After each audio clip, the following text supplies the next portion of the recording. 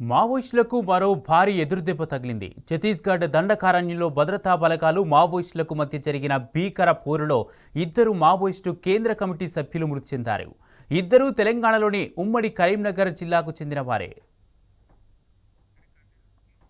ఛత్తీస్గఢ్ మహారాష్ట్ర సరిహద్దు మున్స్ఫర్షి అడవుల్లో మావోయిస్టులు సంచరిస్తున్నట్లు సమాచారం రావడంతో ఛత్తీస్గఢ్ మహారాష్ట్ర భద్రతా బలగాలు సంయుక్తంగా ఆ ప్రాంతంలో సెర్చింగ్ ఆపరేషన్ చేపట్టాయి. ఈ క్రమంలో మావోయిస్టులు ఎదురుపడడంతో కొన్ని గంటల పాటు కాల్పులు చోటు చేసుకున్నాయి. తర్వాత జవాన్లు ఆ ప్రాంతాన్ని తమ ఆధీనంలోకి తీసుకుని గాలింపు చర్యలు చేపట్టగా ఎదురు కాల్పుల్లో ఇద్దరు మావోయిస్టులు మృతి చెందినట్టు గుర్తించారు.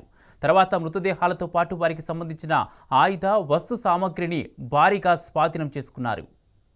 ఎన్కౌంటర్ మృతుల్లో ఒకరు తెలంగాణ రాష్ట్రం ఉమ్మడి కరీంనగర్ జిల్లా కోహెడ మండలం తీగలకుంటపల్లికి చెందిన మావోయిస్టు పార్టీ కేంద్ర కమిటీ సభ్యుడు కట్టా రామచంద్రారెడ్డి అలియాస్ రాజు, దాదా అలియాస్ వికల్ప్. మరొకరు అదే జిల్లా తంగళ్లపల్లి మండలం గోపాలరావుపల్లికి చెందిన కేంద్ర కమిటీ సభ్యుడు కడారి సత్యనారాయణ రెడ్డి అలియాస్ కోసా దాదాగా పోలీసులు గుర్తించారు.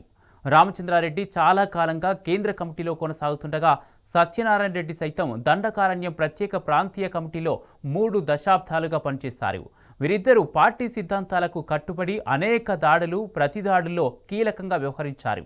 ఇటీవల మావోయిస్టు పార్టీ లేఖలు సైతం వికల్పు పేరిట విడుదలైన విషయం విదితమే.